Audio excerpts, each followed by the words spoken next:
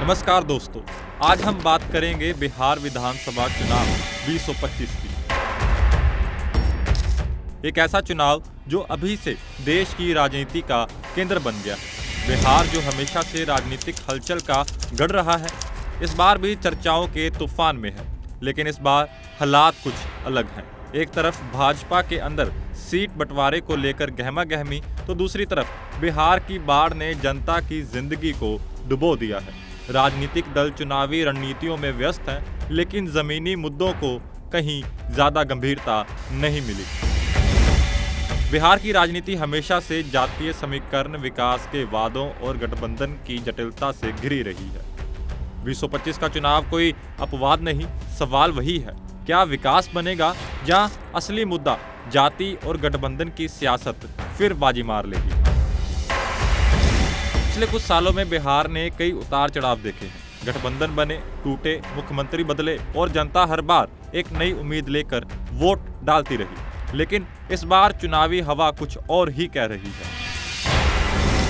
सबसे बड़ी हलचल भाजपा और उसके सहयोगियों के बीच सीट बंटवारे को लेकर मची हुई है।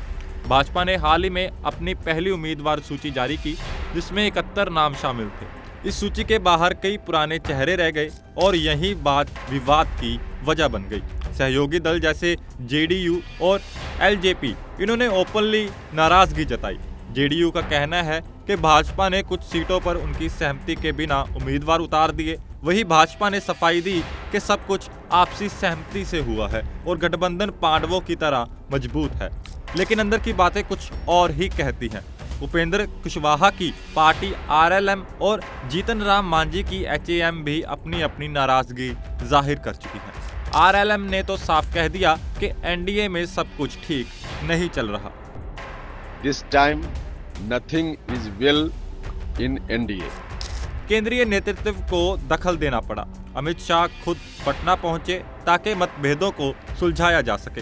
भाजपा की कोशिश है कि विवाद को बढ़ने ना दिया जाए, लेकिन अंदर खाते एक बात साफ है, सीट बंटवारा ही तय करेगा कि बिहार में भाजपा का चेहरा कौन होगा और आगे सत्ता की वागडोर किसके हाथ में जाएगी। आलोचक कहते हैं कि भाजपा की कोशिश है कि धीरे धीरे जेडीयू को साइडलाइन किया जाए ताकि भविष्य में बिहार में अकेले भाजपा की सरकार बन सके। वही जेडीयू इसे अपने अस्तित्व की लड़ाई मान रही है।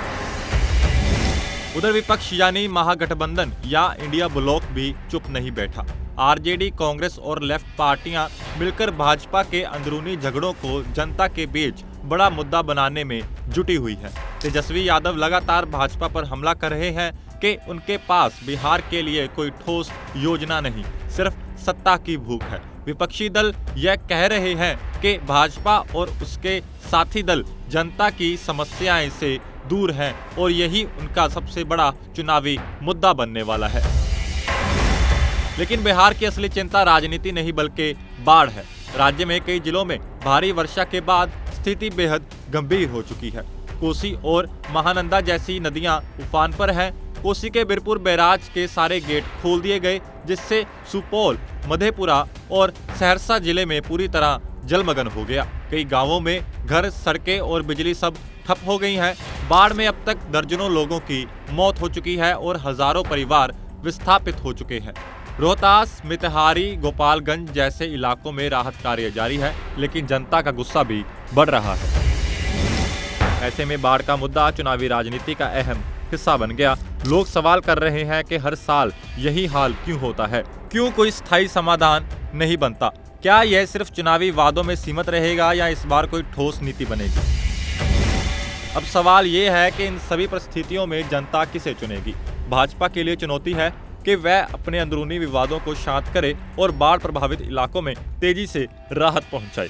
अगर वह ऐसा कर पाती है तो जनता का भरोसा जीत सकती है। लेकिन अगर सीट बंटवारे की यह जंग बढ़ती गई तो विपक्ष के लिए मैदान खुला रहेगा। वही महागठबंधन को भी अपनी एकता बनाए रखनी होगी, वरना भाजपा को फायदा मिल सकता है।